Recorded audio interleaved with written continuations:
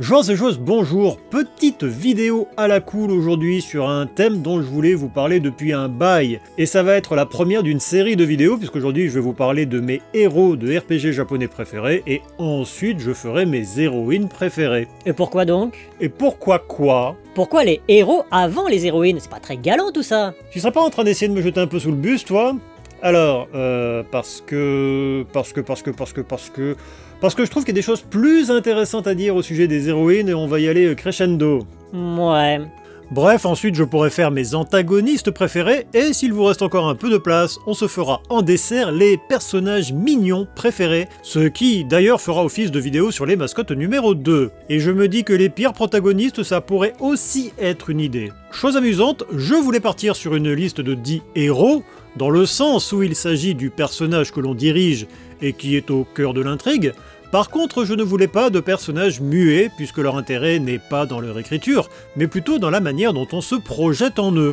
Notez néanmoins qu'il y aura une exception à cette règle. Et pour les héroïnes, j'ai dû faire des concessions également, puisque dans certains cas, ce ne sera pas le personnage principal, mais plutôt celle qui accompagne le héros. Mais on verra ça en temps et en heure.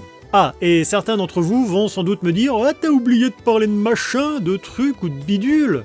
Non, ça n'est pas un oubli. Soit je n'ai pas fait le jeu, soit il n'est pas dans la liste de mes préférés. Dans ce cas, ce que je vous invite plutôt à faire, c'est de mettre en commentaire la liste de vos 10 héros de RPG japonais préférés. Ah, et tant que j'y suis, c'est une liste, pas un top, donc il n'y a pas d'ordre. Installez-vous confortablement pour regarder la vidéo. D'ailleurs, en parlant de s'installer confortablement, il faut que je vous parle du sponsor de la vidéo.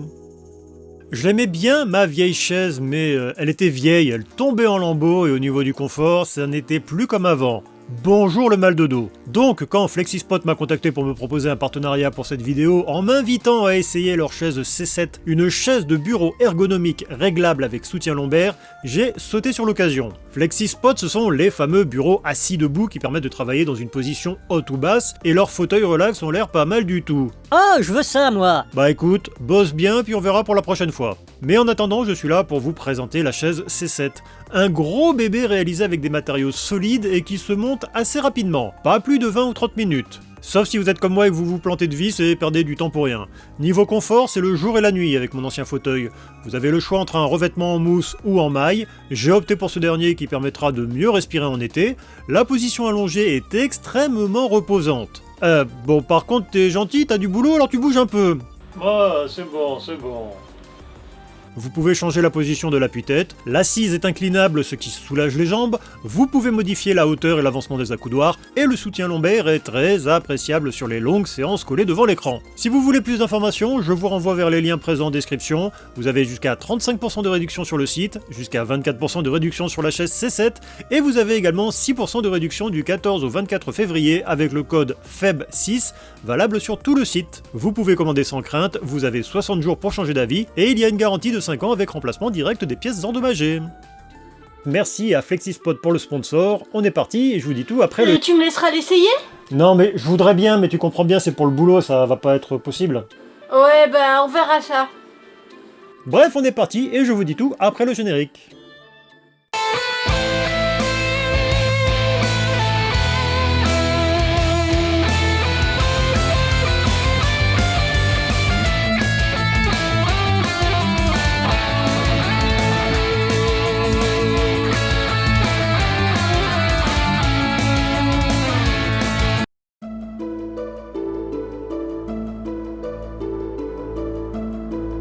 On commence directement avec du lourd, Fei Fong Wong, le héros de Xenogears sorti en 1998. Je vais rester générique, je vais tâcher de ne pas trop spoiler, ou au pire il y a des spoils mineurs, mais c'est quand même difficile de parler de Fei sans en dévoiler un minimum. Fei commence plus ou moins l'aventure comme étant un héros qui souffre de problèmes de mémoire. Alzheimer fait des ravages parmi les héros de RPG. Mais non, il est amnésique. Comme un bon paquet de héros de RPG, même s'il me semble que j'en ai sélectionné assez peu dans la liste du jour. Il faut dire que l'amnésie c'est une facilité scénaristique pour présenter le protagoniste et introduire le joueur à l'univers qu'il va traverser pendant 30 à 40 heures. Ici, Fei était amnésique quand quelqu'un l'a déposé dans le village de la Han quelques années avant le début de l'aventure. L'introduction de Xenogears, c'est le b.a.-ba du RPG japonais avec un héros qui vit dans un petit village reculé et très rapidement ça tourne mal. Il monte dans un mecha, perd le contrôle et détruit le village. Il se réveille le lendemain matin comme une fleur et il ne comprend pas trop pourquoi les habitants le regardent d'un mauvais œil. Bref, on se rendra compte dès l'introduction que Faye semble souffrir de quelque chose ressemblant à des personnalités multiples, avec l'une d'entre elles qui est complètement psychotique et qui le fait péter des câbles et tout détruire sur son passage. Une vraie petite bombe à retardement, ce héros qui ferait passer Cloud pour un gars totalement équilibré.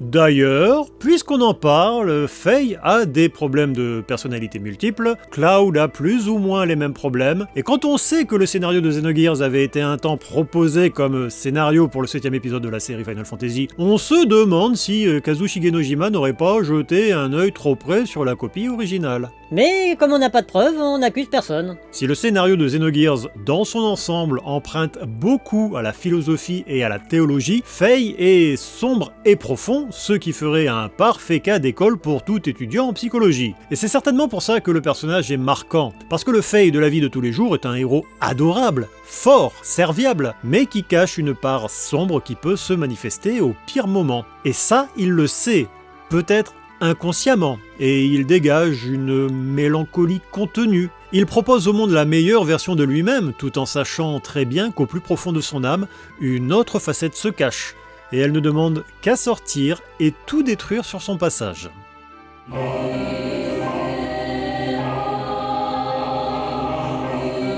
On va monter d'un cran, là, avec Nier, de Nier, que l'on a découvert en 2010, pour les vrais, ceux qui étaient là. Je dis ça, mais j'ai fait Nier en 2011. Donc ça va, c'est pas Day One, mais je peux pas non plus dire que j'ai pris le train en marche. À l'époque, il n'y avait pas de hype, juste des moqueries. Bande de fous, vous avez snobé le meilleur jeu de cette génération de consoles. Je crois que tu digresses un peu. Effectivement, j'allais dire, vous allez me demander. Demander quoi? De quel Nier on parle?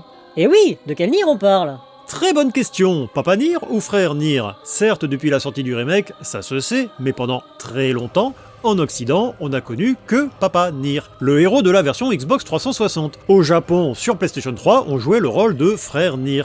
Les deux cherchent à sauver Yona, la fille de l'un, la sœur de l'autre, le remake de 2021 n'ayant gardé que Frère Nier pour toutes ses versions. Et ça n'est pas juste un bête copier-coller en changeant un personnage, non. Dans la chronologie de Nier, les aventures du frère et du père ne se déroulent pas à la même époque. Une centaine d'années les séparent, et même les interactions avec les autres personnages ne sont pas exactement les mêmes. Mais je ne rentrerai pas dans le détail du scénario. D'ailleurs, j'ai une préférence pour Papa Nier. Je n'ai pas de sœur, je n'ai pas de fille, mais ça ne m'empêche pas de pouvoir comprendre ce que le héros ressent. Après tout, moi aussi, il y a des gens à qui je tiens. Comme moi? Non, je pensais pas à toi. Oh. En tant que héros tragique, il est parfait. Il lutte dans un monde en ruine, tout en cherchant à sauver sa fille, victime d'une maladie pour laquelle il n'existe aucun remède. Sortez les mouchoirs. Et c'est là que c'est fort, on ne se lie pas à Nier parce qu'il vit des aventures fantastiques, qu'il veut sauver le monde. Non, c'est l'inverse. On se projette en lui parce qu'il est comme nous. Un héros profondément humain, avec ses doutes, ses faiblesses, ses hauts et ses bas.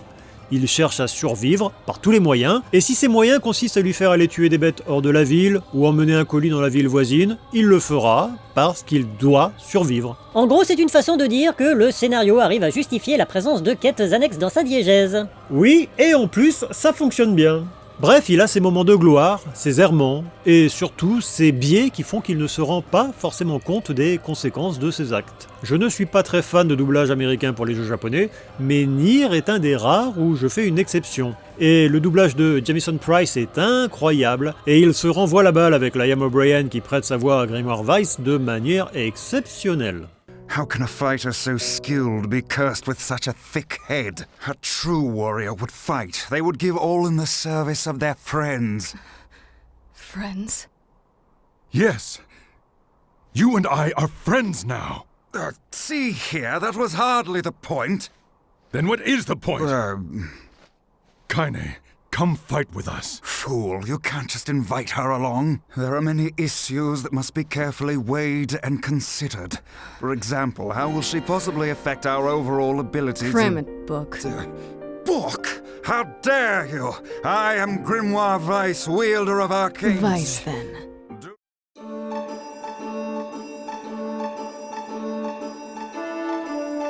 Pour notre héros suivant, nous allons parler d'un pirate du ciel, propriétaire d'un vaisseau qu'il pilote accompagné uniquement de son acolyte à moitié animal. Je parle évidemment de Baltier. De Baltier enfin, que l'on a découvert en 2006 dans Final Fantasy XII. Non mais c'est vrai que Baltier et Fran ça rappelle à peine Han Solo et Chewbacca. Même si à choisir entre la créature mi-humaine, mi-malamute d'Alaska d'un côté et la bunny girl sexy de l'autre, le choix est vite fait. Mais encore une fois je m'égare. Bon après ça n'est pas comme si c'était la seule inspiration de Star Wars que l'on retrouve dans l'œuvre de Yasumi Matsuno. Et si vous vouliez être taquin, et je vous connais, vous l'êtes, vous me feriez remarquer que Baltier n'est pas le héros principal de Final Fantasy XII. Ce rôle échouant à Van. Mais Van ? À la rigueur, vous m'auriez dit Bash, j'aurais accepté, mais Van ? Soyons sérieux 2 minutes. Le vrai héros, le charismatique, celui qui attire l'attention à chaque scène, c'est Baltier. Et il le dit lui-même, il ne détruit pas complètement le 4e mur à coups de dynamite, mais il le brise gentiment en annonçant que c'est lui qui a le premier rôle. À croire qu'il n'est pas dans la même œuvre que ses comparses. Baltier ou Famran Midbunanza, il est flegmatique, c'est un dandy. On pourrait le mettre dans un James Bond, il trouverait tout de suite sa place. D'ailleurs, il est tellement cool qu'il traverse le temps et l'espace pour débarquer en tant que personnage bonus dans la version PlayStation Portable de Final Fantasy Tactics. Et il refait parler de lui dans Dissidia, Theater Rhythm, World of Final Fantasy et j'en passe.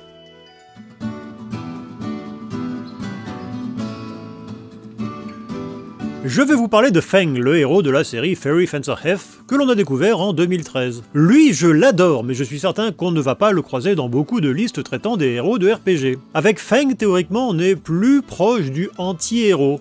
Il n'est pas méchant en soi, mais il n'a pas grand-chose d'héroïque. Pour ceux qui ne connaissent pas, Fairy Fencer F, c'est un jeu signé ID Factory placé sous le signe de la lettre F. Dans un monde où autrefois un dieu démoniaque et une déesse se sont affrontés, de leur combat sont apparues des nombreuses armes nommées Furries, qui contiennent des Fairies, donc des fées, et Feng et d'autres humains sont des Fencers, à la recherche des Furries, afin de féériser avec les fées et se changer en forme furieuse. Et donc Feng, comment dirais-je, il y a des héros qui veulent sauver le monde, se venger, aider leurs amis. Feng, lui, préfère manger et dormir. Le seul moment où il est prêt à bouger, quand ça lui permet de partir sans payer après un bon repas. J'ai mis Feng dans la liste parce qu'il me fait marrer, et je trouve ça culotté de la part d'ID Factory de nous servir un personnage gourmand et paresseux en guise de héros. Feng en tant que tel est évidemment beaucoup plus faible que les autres protagonistes de cette vidéo, mais il fonctionne parce qu'il est mis en opposition avec le reste de son groupe, en particulier Erin, sa fée, et Tiara, l'autre protagoniste. Elles ne sont pas là juste pour le mettre en valeur, elles le réprimandent, le taquinent, ou parfois semblent tomber sous son charme. Enfin, un charme il faut le dire vite, hein. Feng n'est pas qu'une coquille vide, il évolue, devenant de plus en plus héroïque au fur et à mesure que le scénario avance. Même s'il reste toujours cet éternel paresseux, mais il est amusant de voir qu'ID Factory n'a pas jugé bon de lui fournir un background. On ne connaît pas son passé, on ne sait pas d'où il vient, mais ça colle avec le personnage. On imagine bien qu'il n'avait juste pas eu envie de parler de son passé aux autres par flemme, très certainement.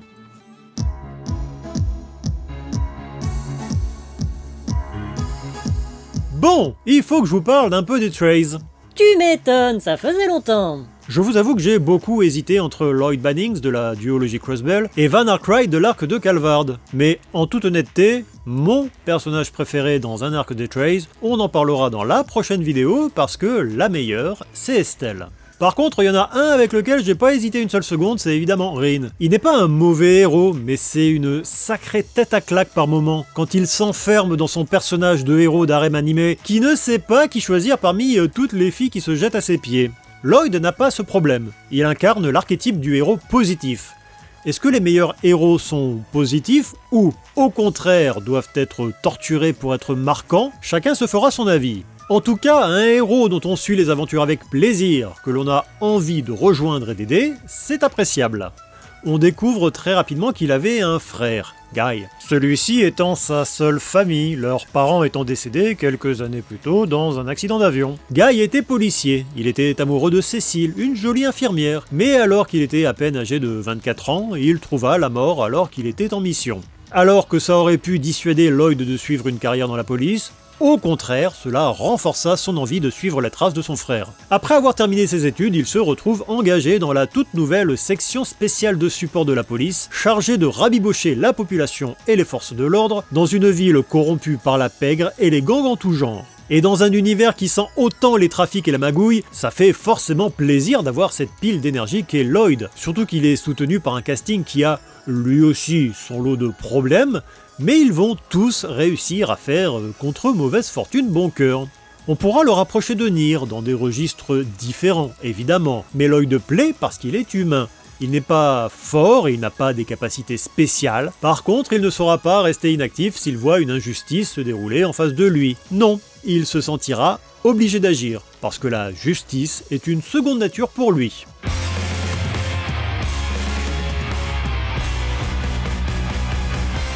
À présent, je ne vais pas vous parler d'un héros, je vais vous parler du héros, le héros. Il n'y en a pas deux comme lui dans l'univers des jeux vidéo. Lui, il a tout vu, tout fait, tout connu. À l'heure actuelle, on est très loin, nous, pauvres joueurs, d'avoir fait le tour de ses aventures puisque Falcom nous l'a dit, Adol Christine, le personnage principal de la série Is, a relaté dans ses mémoires ses 100 grandes aventures. Ses exploits sont légendaires. Il a sauvé des peuples, affronté les plus grands monstres, il a côtoyé des divinités. Certaines il les a remises à leur place, d'autres il les a charmées. Adol, c'est un mythe, une légende. Petit rappel, la série s'écrit Is et non pas Y''S. Ça vient de la légende bretonne de la cité d'Is. Oui, l'orthographe a été mal imprimée une fois sur Master System en 1988 et les gens continuent à faire l'erreur. Arrêtez s'il vous plaît, stop, ça suffit. Donc je disais, quel personnage peut se targuer d'avoir autant de trophées de chasse à son palmarès? Mario Bros? Oui, Mario se défend, mais ça n'est pas la même chose. Je veux dire, prenez Link. On pourrait se dire que ça va, en 40 ans, il en a vécu des choses, notre Ilien préféré. Mais ça ne fonctionne pas, puisqu'à chaque fois, ou presque, c'est un Link différent. Adol, lui, est unique. D'ailleurs, quitte à comparer les deux, si Link reste sage, se contentant de sauver la princesse Zelda sans obtenir la moindre contrepartie, Adol, lui, il les cumule. Fina, la première et non la moindre puisqu'il s'agit d'une déesse, Lilia, Karna, Nina, Ola, Aisha, Dana, Laxia. Toujours des noms qui se finissent en A. Effectivement. D'ailleurs, il me semble même qu'Adol le Rouge est unique dans le monde de Is, même si son père était roux également. Quant à sa mère, on ne la connaît pas, celle-ci étant décédée alors qu'Adol n'était encore qu'un jeune garçon. Adol, c'est un vieux de la vieille. Il est apparu le 21 juin 1987 sur PC 88. On parle donc d'une saga d'action RPG parmi les plus anciennes que l'on doit au vénérable studio Falcom. La série prend son temps, puisque le 10e épisode est sorti au Japon en 2023, et elle est indissociable de son héros, puisque le seul opus dans lequel il ne montre pas sa bouille, c'est Is Origin, et il a une bonne excuse puisqu'il se déroule 600 ans avant sa naissance. Bref, Adol, un sacré héros, mais je ne sais pas s'il a la pire ou la plus grande chance du monde, puisqu'il survit à chaque naufrage de bateau sur lequel il voyage. Et je ne vous conseille pas de monter sur un bateau s'il s'y trouve, vous risquez de disparaître en mer.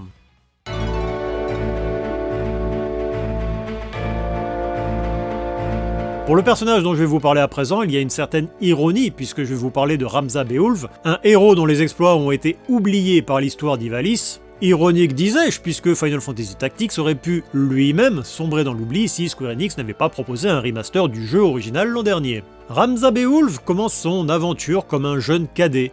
Il est issu de la prestigieuse maison Beowulf, une famille qui sert le royaume d'Ivalice depuis des générations. Le père de Ramza, Balbanès, a également pris sous son aile le jeune Délita, le meilleur ami de Ramza, et bien que celui-ci soit un roturier, il recevra la même éducation militaire que son fils. Mais les deux frères, entre guillemets, verront leur chemin se séparer. Si la destinée de Ramza sera dictée par son sens de la justice, Délita, lui, comprend très vite qu'il faudra écraser les autres pour survivre.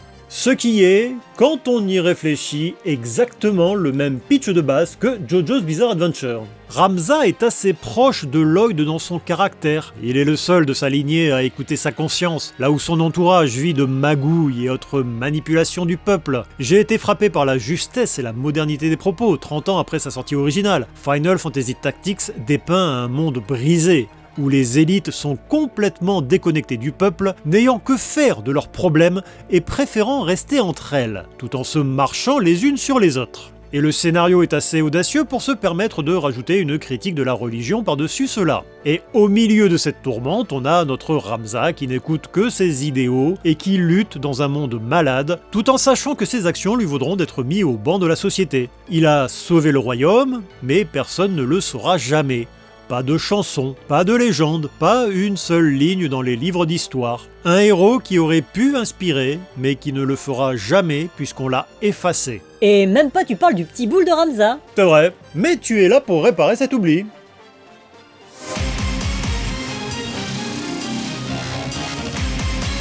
Pour le personnage suivant, je vais passer à quelque chose de plus joyeux. Ichiban Kasuga, le héros de Like a Dragon 7 et 8, les opus orientés RPG de la série de jeux d'action du studio Ryu Ga Gotoku.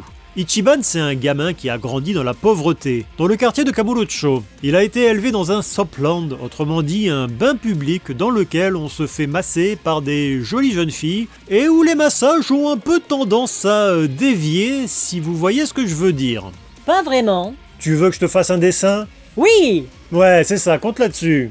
Et donc, Ichiban, lui, il a grandi dans cet environnement, et pendant son temps libre, il jouait à Dragon Quest. Peut-être un peu trop d'ailleurs, puisqu'il s'imagine comme Elric partant pour fendre le dragon éponyme, et il voit tous ses adversaires comme des ennemis de jeux vidéo.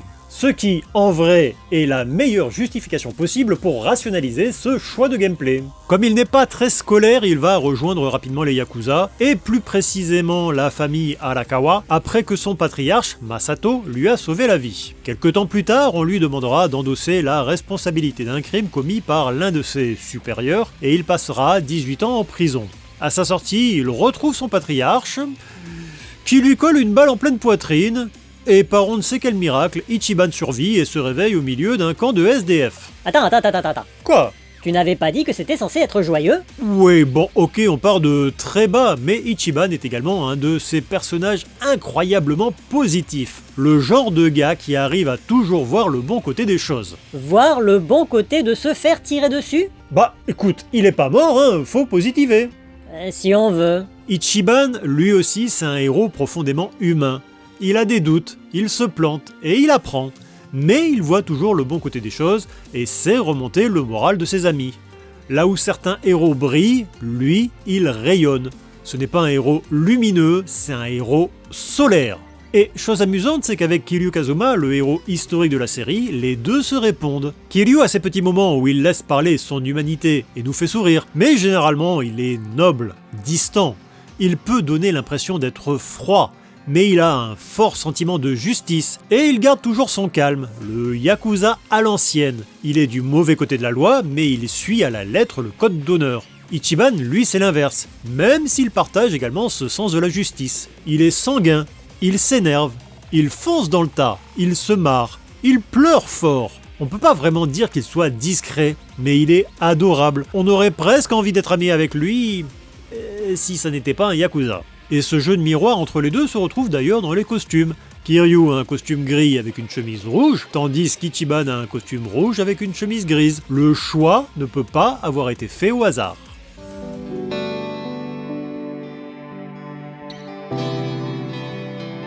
Parce que toutes les occasions sont bonnes pour parler de la série Shadow Hearts, je vais vous présenter Yuri Volt Yuga, découvert en 2001 sur PlayStation 2 en tant que protagoniste principal de Shadow Hearts et qui reviendra dans sa suite Shadow Hearts Covenant.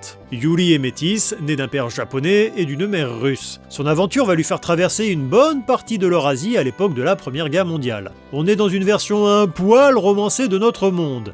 La magie existe, les créatures démoniaques aussi, et le scénario se base sur des événements véritables. On croisera par exemple le moine fou Rasputin ou Roger Bacon, un alchimiste anglais du XIIIe siècle. Ça, c'est pour la mise dans le contexte. Sur ce, notre petit Yuri se pointe. Il est guidé par la voix de Koudelka, héroïne du jeu éponyme sorti quelques années plus tôt sur PlayStation, et on apprend rapidement qu'il est un harmonixeur. Et vous vous demandez certainement ce que c'est. Un genre de robot ménager? Non, mais c'est vrai que ça aurait pu avec un nom comme ça. Vous voyez Vincent dans Final Fantasy VII qui se change en démon pendant les combats? Yuri, c'est pareil.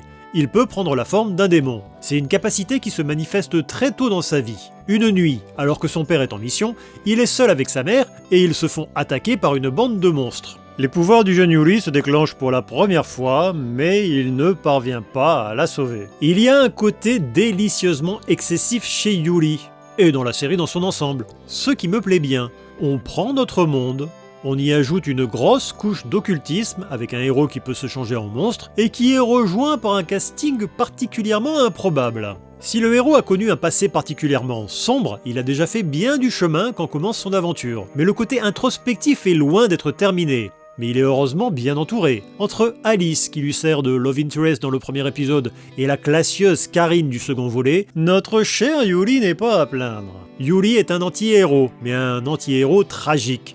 C'est d'ailleurs un des personnages cités dans cette liste avec lequel il est le plus difficile de se connecter émotionnellement. À moins que vous soyez capable de vous changer en démon, et dans ce cas-là, dites-le moi en commentaire si c'est le cas. Pourtant, avec son ambiance qui passe allègrement du sérieux à l'humour absurde, la série Shadow Hearts est une série à essayer, celle-ci étant complètement portée par son incroyable personnage principal.